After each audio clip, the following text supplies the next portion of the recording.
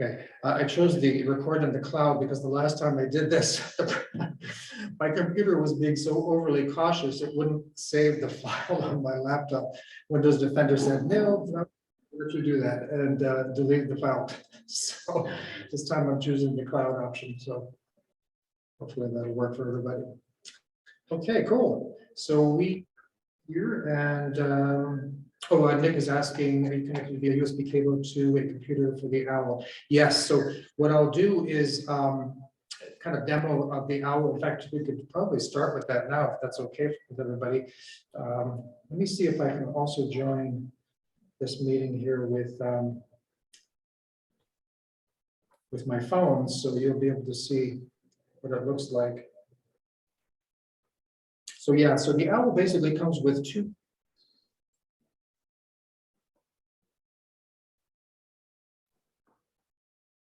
So hopefully. Yeah, we see you. You see me now, great? Yeah. Okay, cool. So let me see if I can switch the. So everybody see this, hopefully? I'm just going around to. You may not see it big enough, so let me try something here. I'm going to see if I can. I don't know if it'll let me. Do you see that pretty big there? Is that You okay? can come in a little closer. Okay. Does everybody see this okay on your end? Okay, cool. Yeah, so this is the meeting OWL. You'll know that it's running actively there with its eyes illuminated like this, as you see. It's not a terribly large device, but it's, I would say, probably a foot tall and maybe 5 inches in diameter, going up like a cylinder. And you see the magic of this device is right here. It's this top piece here. It looks like a cap. It's actually the camera. So it looks like a security camera that you might see in places, and then down here you see just 2 cables. This is your power cable, and then the other cable right here that runs to your laptop or whatever device you're using. So yeah, it uses a USB cable. You do need to connect to a computer like this because obviously you've got to deal with your platform, in this case being Zoom. And then of course I just have the HDMI cable that's plugged into the wall outlet here for the meeting itself. So basically just 2 cables, and once you get it set up, you're good to go. So have you done any assessment on bandwidth on this? So on some of the directors' calls, some of the library directors drop off fairly regularly because they can't handle the bandwidth. So Yeah, I'm kind of curious about the OWL consumption. So yeah, that's a good question. So you've got, let me go ahead and close out here for this one. So you do find that if you're using a VPN, for instance, I definitely do disable the VPN on my laptop when I'm using this, because yes, it definitely will throttle the speed, the bandwidth speed. So yeah, VPNs, anything that's definitely going to cause an issue, disable that. Right now I am on Wi-Fi, but I suspect, using an Ethernet cable for a wired connection would give you the results. Although, as I say, with my laptop, no problem. I do use wireless all the time. And our network is higher bandwidth service from Comcast. So it usually handles it with very little issue. So has anybody else, now Julie, you've mentioned we're using it pretty actively. So have you noticed, I don't know if Julie had to take a break there or step away, but anyone else using the OWL at their library? No? Yeah, Julie. When Julie Yeah, I'm here. It's just my bandwidth is doing that thing where it stops. So that's why I turned off the video. So as we're all talking about bandwidth.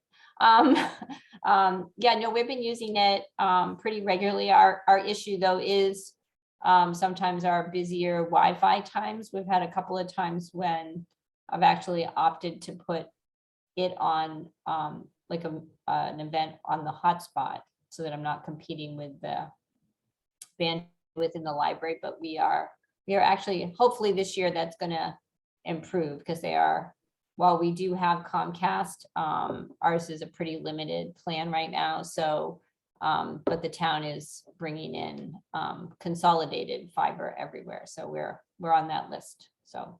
Oh, nice. Yeah, that's awesome. Yeah.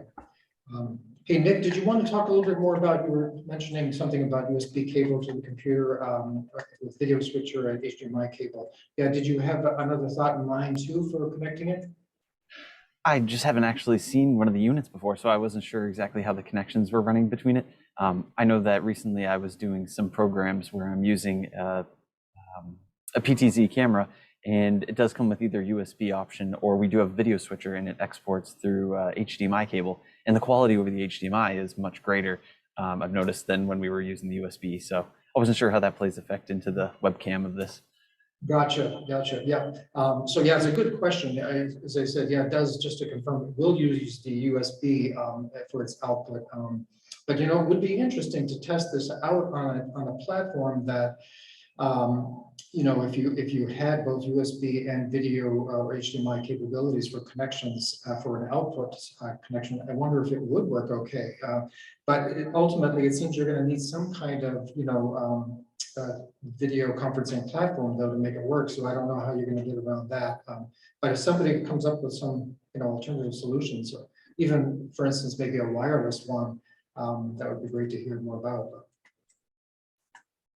But I think your best, you know, results are going to be with HDMI connection and a good and or dedicated Wi-Fi or an Ethernet cable connected to your device, and probably disabling a VPN is a good idea to keep that, you know, throttling at bay, you know. So great. Okay, so by the way, Matt is taking some notes. He does such a great job with that. I really appreciate his note-taking skills, so he'll share those with everybody. And it is being recorded too, so we'll have that. So I thought I'd move on to, if it's okay with everyone, to talk a little bit about Windows 11, because I thought that since that was released October 5th to the public, that folks might be asking questions about it and you know, wondering whether they should be anxious to jump on board with it, installing it on your devices, either public and or staff computers. So I was going to talk a little bit about that, and also show you Windows 11 in action, because right now I am using my laptop, which is running Windows 11. I have to admit, it's very slick. And yeah, they made you know, extensive cosmetic changes. So you'll be able to see that here shortly. What I'm going to do is share my screen. We have these darn photosynthesis lights here that are just so annoying. I'm going to share my screen here, and then we'll be able to.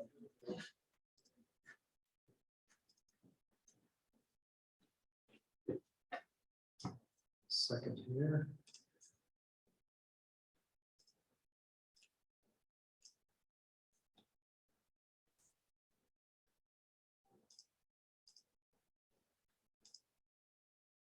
So I will share these slides. So I did this presentation for the public the week after Windows 11 came out. So does everybody see my screen all right here? Can you see this? Awesome. Cool. So yep, so you're looking at Windows 11 on my laptop. Obviously, you don't see some of the behind the scenes stuff, but I'll show you that in a few moments here. But first question you're going to want to ask is your computer compatible? And if it is, how do you prepare for it? How do you get it? Because it is only right now being rolled out kind of on a slow basis. Typically, Microsoft does that, you know, to kind of ease the pressure on their servers, I'm sure, as well as to make sure that any bugs they discover get fixed before it gets too out of hand, you know. Too overwhelming to fix. Plus, it's probably targeting maybe your newer devices, newer computers, you know, things that people have bought just now and want that Windows 11 experience right away. And then the top new features that I'll demo for you, and some links on the slide. So I'll share these again with you once we're done with the meeting. Okay, first thing you're going to want to ask is, you know, is your computer compatible?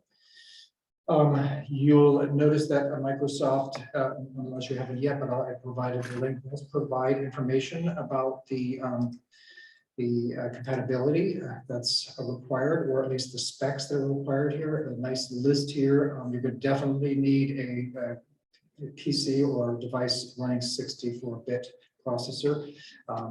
I'd recommend more than 4 gig, but they say at least minimally 4 gigs will suffice.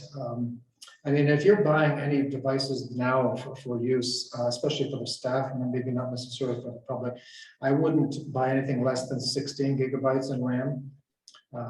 You do need this UEFI secure boot capability, which is going to be related to this trusted platform module, TPM chip.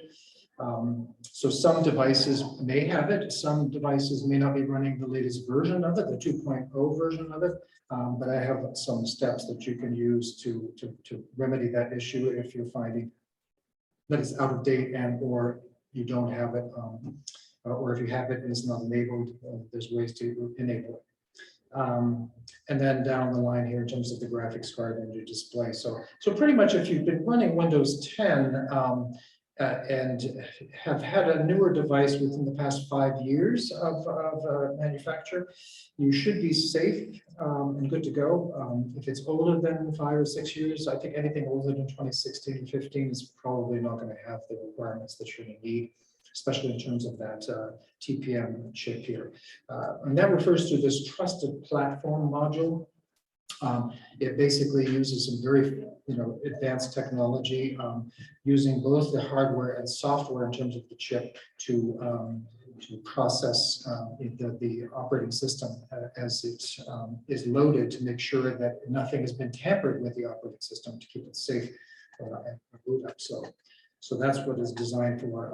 I have links here in terms of what the specifics are about the TPM chip, as well as how you could enable it if it somehow was disabled on your device. So hopefully you have it. The quickest way to check right now, if you're at your computers right now, if you just tap or hold the Windows logo key and the letter R key and type tpm.msc, you'll actually be able to pull up a quick check, like you see here on my right. Hopefully you'll see this on your screens. This TPM management snap screen here will appear on your device, and it will tell you the status of that chip. Right now you can see mine is ready to use. In some cases you might see a different message like it doesn't have it, or it might detect that it's not enabled. So you'll be able to go through the steps provided and these links to enable it or remedy any issues relating to it. I found, for instance, on one of the staff computers that we had the TPM chip, but it was running the 1.2 version of the software that handles it, or the firmware that handles it. So if you use the Dell support site, they'll tell you how to upgrade the BIOS, system BIOS, to get that TPM chip up to the 2.0 that you need. So if you have it here, there's another link that I thought would be useful to you from Tom's guide here. He provides some great how-to steps, much more extensive steps in terms of getting it up and running the way you need it to be running. So this will hopefully be of help to you when you have time to check into that. The other way you can check to see if your device is up and running and ready to go with Windows 11 is if you go to your settings app right now and go to update and security, you're going to see one of two messages. One of them, as you can see at the top of my screen, where my mouse cursor is hovering, and the red, I'm sorry, it's kind of obnoxious with the flashing, but sometimes if you don't really highlight things, people don't see it. So you might see this PC can run Windows 11. Hopefully you'll see that on your devices. The alternative one that you might see is this PC does not currently meet the system requirements. Now that doesn't necessarily mean a bad thing. It could be that there may be something going on with the settings and or other things that you might need to remedy to get it meeting the requirements there. So that's why there is this little link to the right here of this little flashing rectangle here, Get PC Health Check app. So this is something you can actually download directly and or from that link that you saw there in your Windows Update Settings app. This is the direct link to download and run it. So it'll actually give you a much more extensive check of your laptop or device or computer, and give you some great, I think, information that might be more useful to you to give you a good sense of what's going on, what the status of your device is, and what kind of hardware configuration you are currently running. I should mention too that for the most part, laptops will not be able to acquire, let's put it this way, you won't be able to install the TPM chip if you bought it. You can, however, if it's a desktop and the desktop motherboard has a spot for an empty spot for the TPM chip, you can potentially buy the chip and then install that in your computer. But mostly it's going to be your desktop computers, the ones that are going to be more accessible and getting in there, adding that to hardware. And that should help you. If, on the other hand, you find that you can't get the TPM chip requirement in place, there are a couple of options to bypass that requirement. And I put here, if you dare, this is option number one. This basically is, you're kind of hacking your computer a little bit when you do this. It's basically messing with your registry. That's something I would definitely recommend to the average person, and even if you do know what you're doing, you just have to make sure you back up that registry, or you can screw things up. So this is one option here, and I believe this one option here that I'm showing was in fact something that Microsoft developers had shared with the public developers to play with. So you can do this here, and these are all the 1, 2, 3 steps to accomplish that feat. There's also another source here that will give you some steps to bypass those requirements. Another way, some extra sort of registry hacks that you could potentially use to do this. So I ultimately would say don't do this if you value your laptop and your security, because there's a reason why Windows and Microsoft creates these operating systems, because it wants to make sure these security features are in place for you to run a device. However, if you've got a device that you're kind of playing with and experimenting with, maybe you're good to go with that and can play with that registry to see how things will go. But I would Your recommend. voice is fading out. Oh, I'm sorry, but yeah, I wouldn't. How's that better? A little better? Can you hear me? I can now. Okay, cool. Sorry. Thank you for the heads up. Yeah, so I wouldn't recommend it for a staff PC or a public PC that you're lending to the public. Or you could ultimately just continue using Windows 10 for the next 4 years or so, because Microsoft has promised they will continue to support Windows 10 until 2025, October 14th to be exact. And there's already chatter in the development communities that this probably will be a moving date, that there's probably going to be quite an outcry because lots of folks will probably just have devices that they are loath to get rid of or can't get rid of because of finances. So I suspect this might be a moving target here at this date, but otherwise you're safe for a while, so you shouldn't have to worry too much there. Otherwise, if you can get it and you're anxious to go ahead and get it, that's what we'll chat about now. So a couple of things you're going to do right now, though, before you do that, you're going to want to prepare for it. And ultimately, for me, the preparation has to involve backing up your PC, because you probably have experienced this handling the technology at your libraries where things can go catastrophically wrong. And you want to make sure you have backups if those things do happen. So you've got the 3-2-1 rule. That's the golden rule for backups. It's been out for a long time now. You always want to make sure you have 3 copies of your data. Obviously the original one, and then a backed up one that's on 2 different storage types. One being some physical one, and the other one being off-site. And so the recommendation that I have for you really is you can use what's built into your current Windows 10 devices. File history backup is a great solution.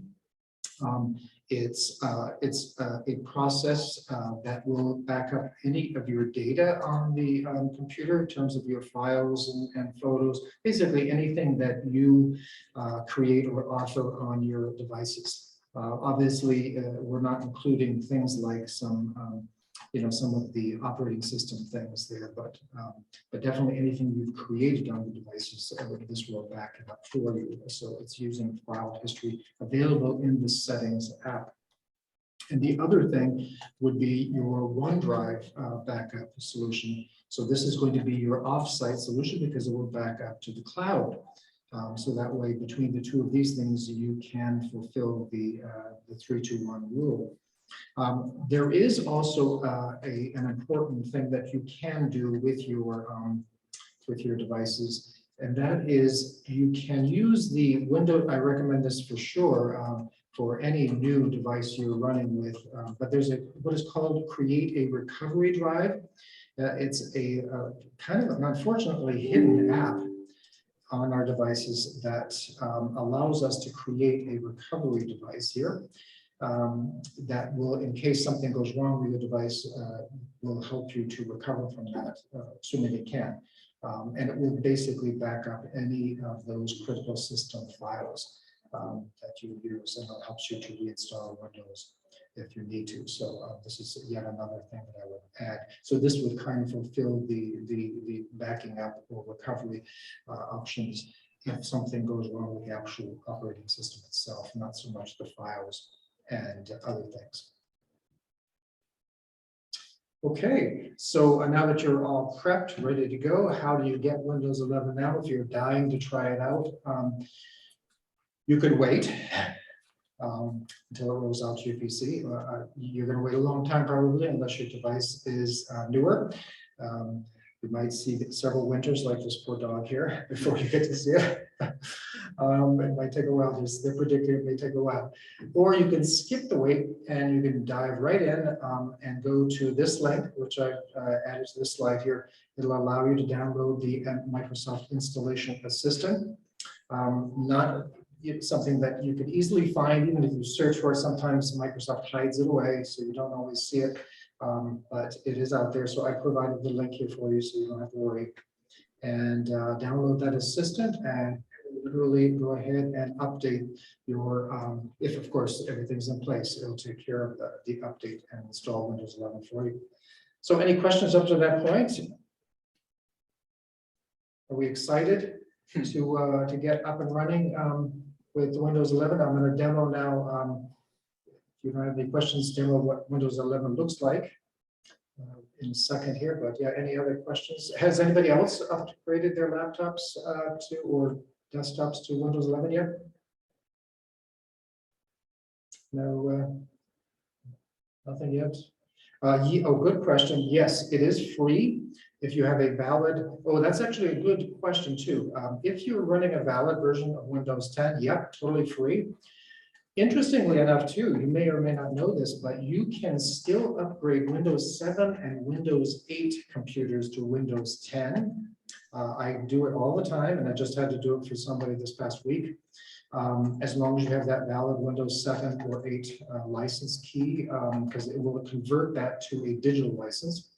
So you can do that. And once you've upgraded your Windows 7 and or 8 to Windows 10, then assuming, of course, you have the TPM chip, or you use the hack to bypass it, you can get Windows 11 for free. Yes, it is available for free right now. So, and I noticed on TechSoup they're already offering Windows 11 upgrade for $12 and admin fee, if I recall correctly. So, you could potentially use that as another option for getting Windows 11 for less expensive. But otherwise, yeah, any Windows 10 computer is already able to get Windows 11 for free. Any other questions there before I do some quick demos?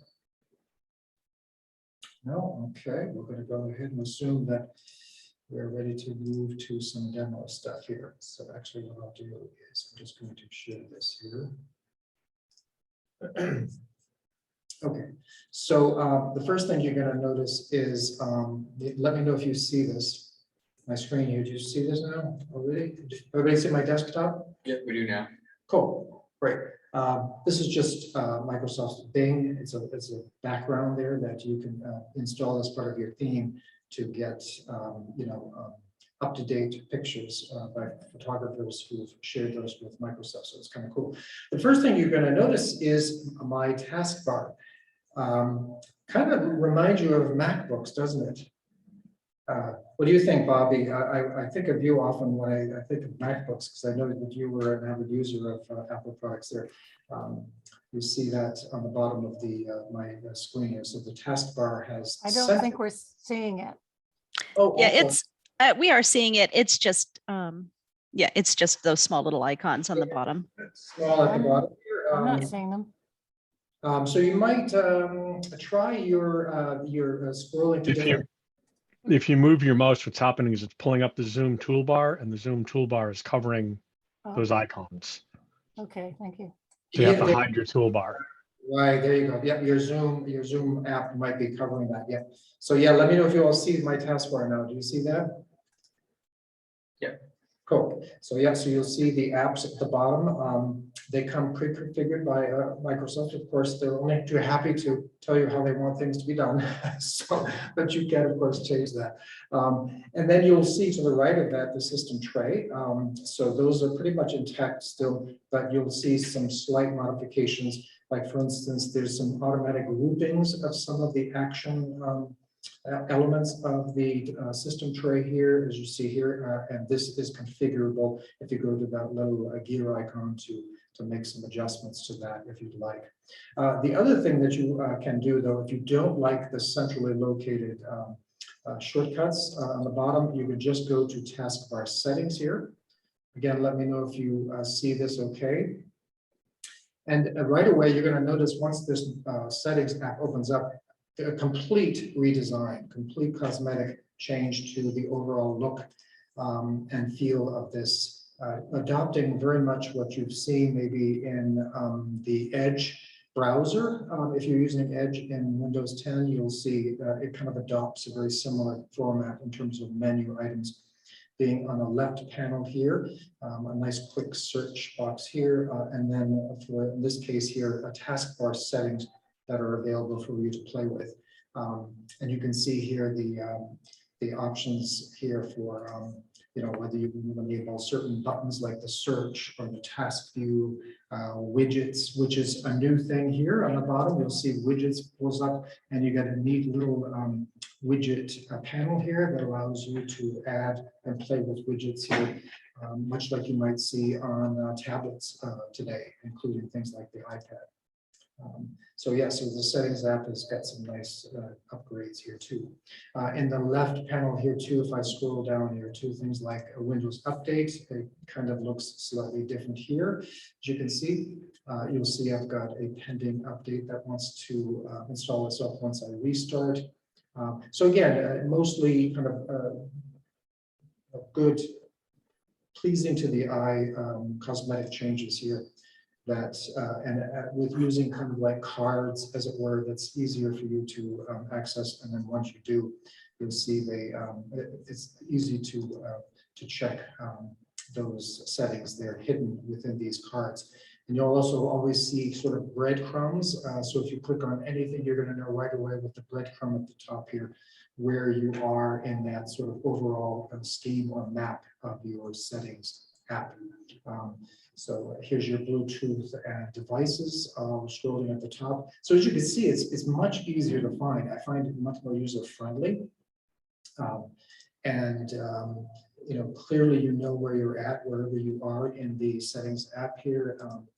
Are there any new settings themselves specifically? Haven't noticed yet, but definitely we'll let you know if I do see anything new when that comes down the pike here, but again, very, very easy to see stuff here to access. So, Mark, with all those changes in the settings, do you know if they disabled God mode? I'm sorry, the dot mode, you mean? God mode. No, it's God mode was a simple control panel interface that allowed you to access every single setting in one place, and it's been available Yeah. You know, they supposedly cut it out of Windows 10, but you could still get to it. Yeah, actually, that's right here. I have that sort of right here. Let me open it up and see if it is. Yep, they're all there. Okay, cool. Thank you. So, yeah, and I can share notes about how to access that. It's actually just a copy and paste of a special script here. Yeah, I have it on my desktop, so hopefully it'll just carry over. It did, yeah, and it did on mine too. Yeah, I've been using that for many years there. So, yep.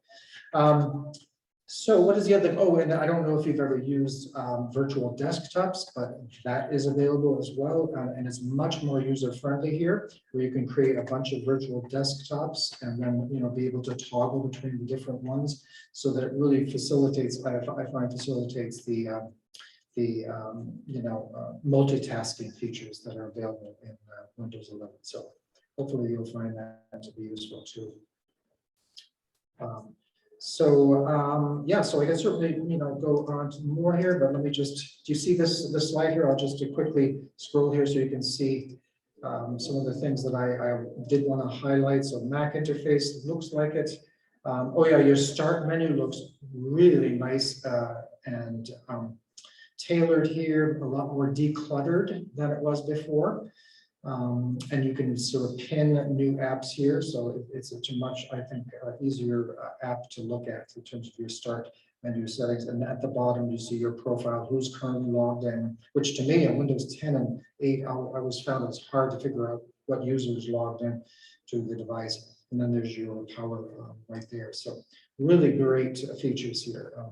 And Windows desktops, widgets, snap groups. So this is really cool because you can now, if you hover over here, let's see if I can hide the menu so you can see this here. Let me know if you do. Let's see if I can hide this here. Can you see my cursor at the top of the screen here? Yeah. This, yeah, so you can see at the top of my screen here, these snap grids. So you can quickly now snap to grid any elements of your open window. So that's another cool thing that makes it easier to navigate on your site. Much more decluttered system tray. The revamped start menu as I demoed for you. Android apps are coming soon. They'll be available in the Windows Store app. And system and so on. Yeah, so I'll share this. And by the way, if you like Windows Microsoft Teams baked into the platform, and multi-monitor support is definitely new File Explorer features there. So, Lord. so I'll show voice typing.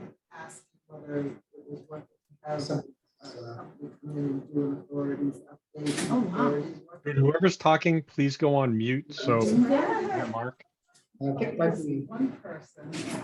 Yeah. Hey, Vicky, can you mute yourself there? Oh, cool. There we go. And then Linux support is now a part of the Microsoft Store, so you don't have to actually go elsewhere to get it. It's right there available when you open up the Microsoft Store app. So like I say, some great upgrades. Definitely seems like they've thought carefully and seriously about the updates. Just turn on the lights here. Sorry, I had to wave our lights on. So any questions? I'm excited to get Windows 11.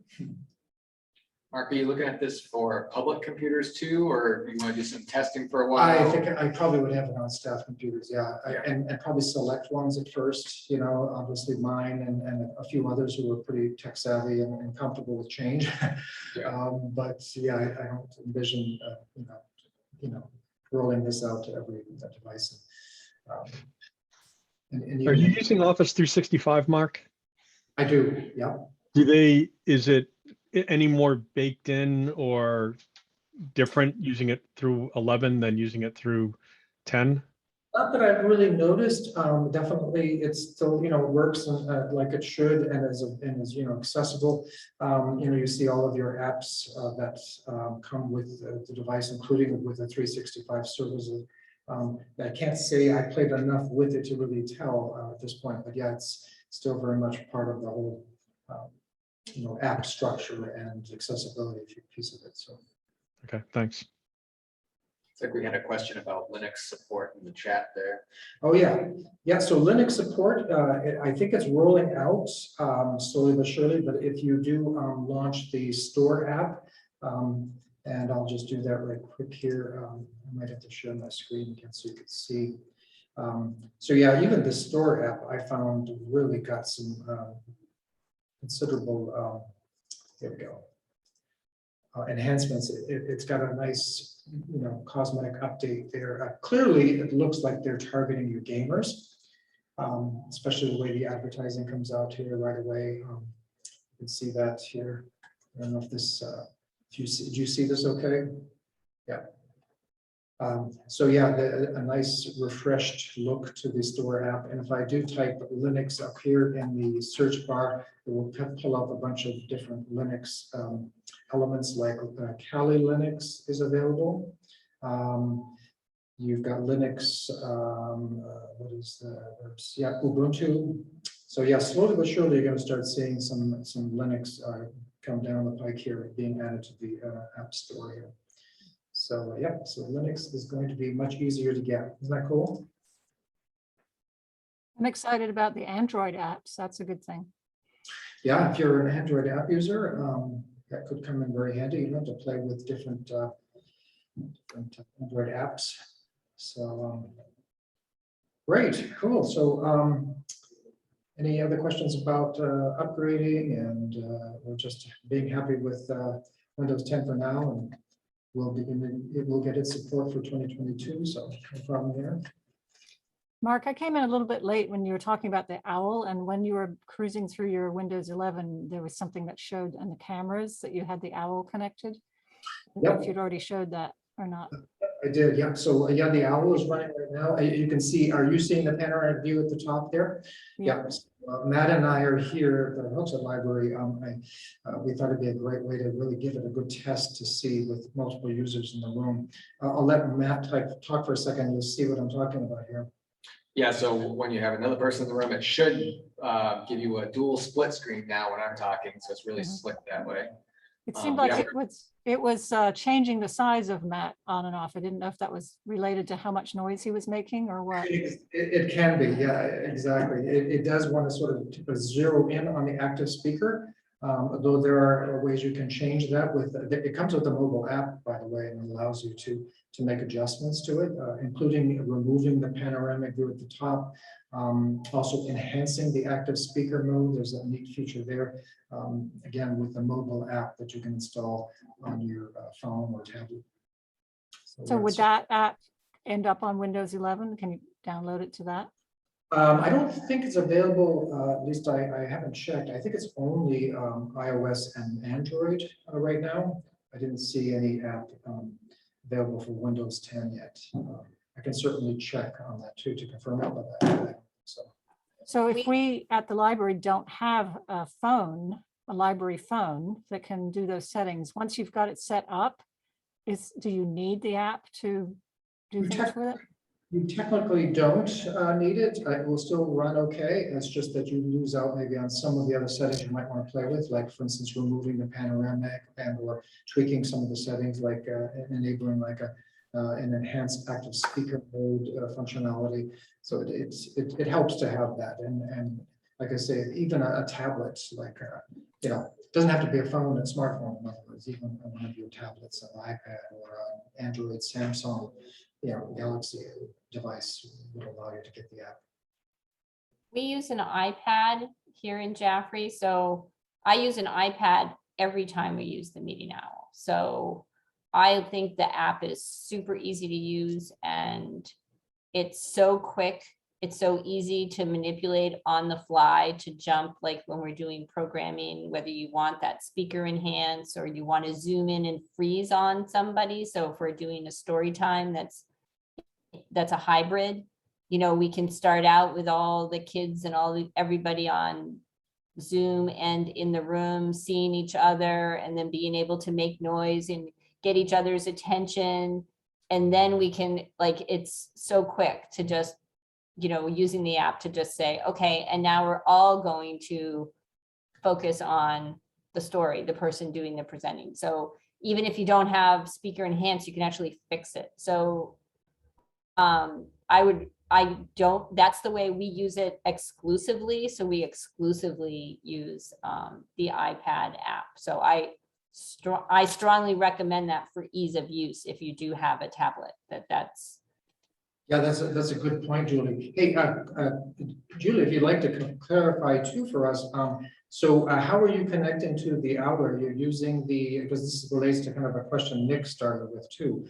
How are you using the iPad connecting to the owl? Is it exclusively via that sort of Bluetooth and or Wi-Fi? Yep, that is Bluetooth and Wi-Fi. Yeah, so you're not actually using any of the USB cable to connect to it. You know what I mean? You're not, so are you connecting your iPad to like a screen so that the other folks can see other users in the room?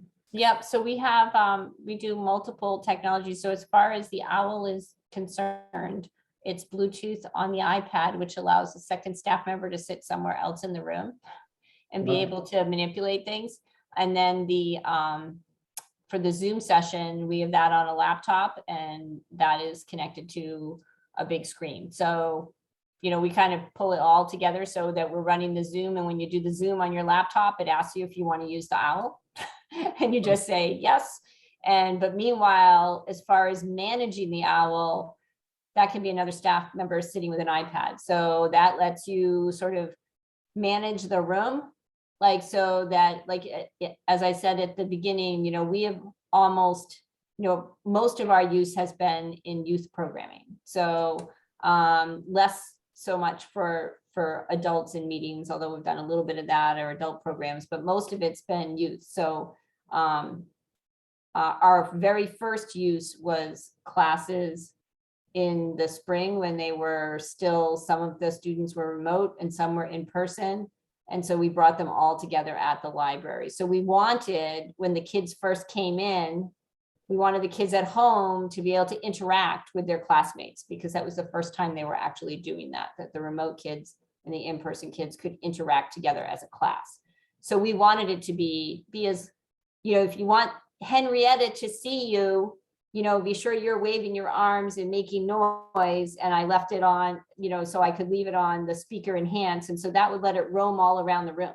So roam around the room, there'd be different kids trying to say, hi, Susie at home. And, so that was really cool. And so what was great though is, just like you would manage a space, manage a room with everyone here, having that app and the iPad meant that another staff member who's not busy reading the story, letting in the Zoom participants, doing all these things, that it was super easy for them to, jump in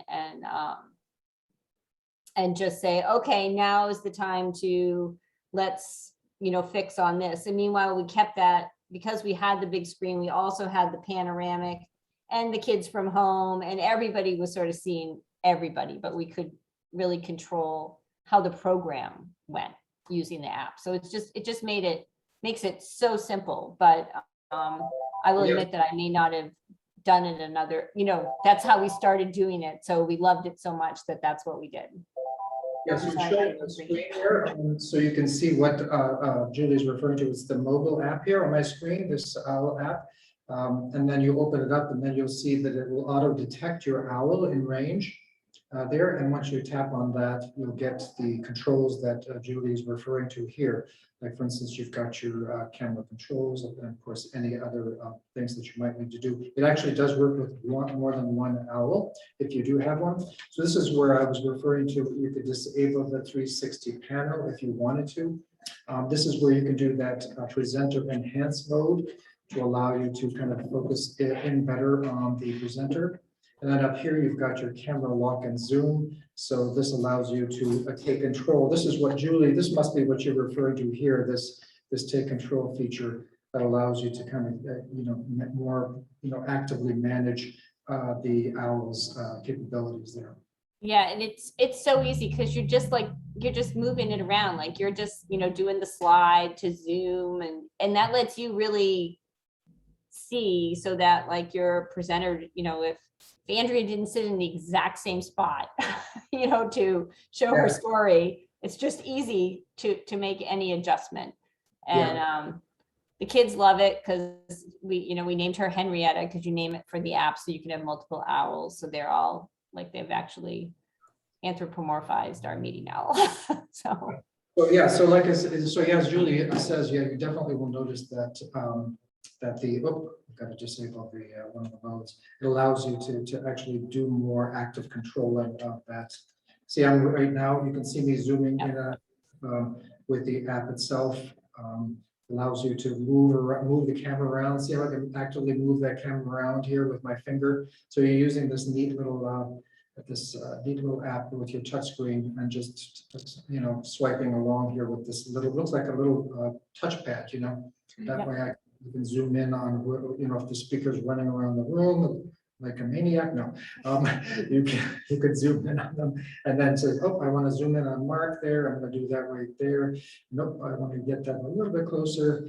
And it's nice too, because you can see over here in the upper right-hand corner how I'm actively in control with these two little icons here, the owl, as well as this sort of more active controlling feature. So you clearly need to play with it a little bit more, so you're not, getting on high caffeine type of experience. So yeah, it's kind of cool. So So Mark, what would be your thinking in terms of a group using the meeting room for a meeting and they wanted to use the owl, but there was no staff member wanting to be there for that whole meeting? No way. No way. I would say no way. You It's can't too just expensive. set it up and say you're done and no I, controls. I wouldn't. I mean, this was a really expensive purchase. I mean, we purchased it with care funds the first year. I mean, no way. It's same here. I mean, we envision maybe at some point to select groups and that a staff member probably would be on hand to kind of. Yeah, I agree with Julie. It's $1,000 piece of equipment. So. Uh-huh. And just to, you can see that while it's somewhat plug and play, there are still things that can go wrong, and then it helps to really kind of just be in control, somewhat. Well, some, projectors can be up to $1,000 too, and we let people borrow those, but they're a little more. And iPads and Mechanical. laptops. And I mean, we let people Mhm. take out really expensive stuff all the time. I'm just kind of curious, Mark, the resolution looks kind of not very good. Is that because of the way you've set it? Is that bandwidth? Is that distance? But I Yeah. mean, you're Yeah. very fuzzy compared to everyone else on camera. Yeah, let me double check here to see. It could be that and it could be right now. I'm noticing too that let me just disable the. I was zooming. There's a high def. There is a high def. Yeah, that's what I'm going to check right Yeah. now. Yeah, I think that's what's going on, is that it's probably not giving me the. I'll set to autofocus here. What And, kind you know, of to distance? speak to the price point thing, it's, I have 20 Chromebooks. So if something happens to one of them, that's not a critical piece of equipment. So it's not just that it's $1,000 piece of equipment, but for us, it's a critical piece of equipment, and we have one. So that's that's just really part of your risk management protocols. Whatever your risk management is for any of your equipment probably has a lot to do with, how vital it is to your organization, whether who on your staff, even, like, I don't even allow all members of our staff to use the Meeting Owl. So it's certain people who are trained. So they can't mess it up too much unless they drop it and break it, right? Right, yeah, so I have to admit that it does tend to be, I mean, it's 12 feet, 12 feet, it's a foot tall, and, the base isn't the most stable, but you can buy a base for it. They sell it on their website to allow it to be more stabilized. I'd recommend that you get that. In fact, I'm going to probably buy that too. I think you can buy the whole kit now with that little base, with an extension USB cable, and then have things a little bit more safe and secure when you're operating. But yeah, it can be tipped over if you're not careful with it. But other than physically harming it, can they mess the settings up so bad that that's an issue, or? I don't think so. But then again, I'm hyper careful with it. And yeah, I recommend that, yeah, like Judy said, I was showing a staff member yesterday how to use it because she's gonna use it with her book club, and I, I recommended certain ways to handle it, like when you want to attach the cables, because if your hands aren't big enough as your hand, I recommended putting it on side to attach the cables on the bottom. Because they're kind of hard to get in there and attach. So just because if you end up dropping it, yeah, that's a problem. So, but I was getting a little bit, nervous, but then again, that's just me with technology. We actually put in a grant to the New Hampshire Charitable Foundation for technology for rural libraries, and my board we put in for an owl, but my board suggested we put in for 2 owls so we could lend one out. So that's what we did. Oh, But then I found out the town hall has one they're starting to learn how to use, and I found out you had to use an app on your phone to get it set up, and I'm like, oh dear, I don't know if this is going to work. no, not absolutely necessary, because like Judy said, if you've got a presentation or a meeting such that it kind of requires more active management, then fine. But if it's just a regular meeting, like we're having here, it would work just fine without the app. So you don't have a password protection for people to get it under control or turn it on or anything? I don't see that option. It is registered. You do register your owl. Yeah, As an No, owner? so that's probably, I'm yeah, not sure. I set it up so long ago, I can't remember, but Me too. yeah, I think that people would really have to know, because you have to know what the device is, where to get it, and then you look for the app itself and some registration information. So, I mean, I suppose if they were really busy people and they have nothing else to do. I mean, if you want to be paranoid enough, you can assume because it's a Bluetooth connection or enables Bluetooth Wi-Fi, that somebody could drive by just like with a Zoom meeting and they could owl bomb you instead of Zoom bomb you. Or if you want to be even more paranoid, you could say somebody borrowing it could potentially put a piece of malware in there that would store or broadcast your meeting out to a storage point. You could get really carried away in how far you want to do your risk assessment. I think those are all probably much less likely than someone simply breaking it, like knocking it off the table and it rolls off, or dropping it or something like that. So my other question would be, is it kind of like we bought a Chromecast device and it has to be registered to your Wi-Fi when you get it and set up? So you can't lend that out. You can't take it to another location because it's looking for the same Wi-Fi. Is that true with the owls too? Do they get locked into a certain named Wi-Fi? No.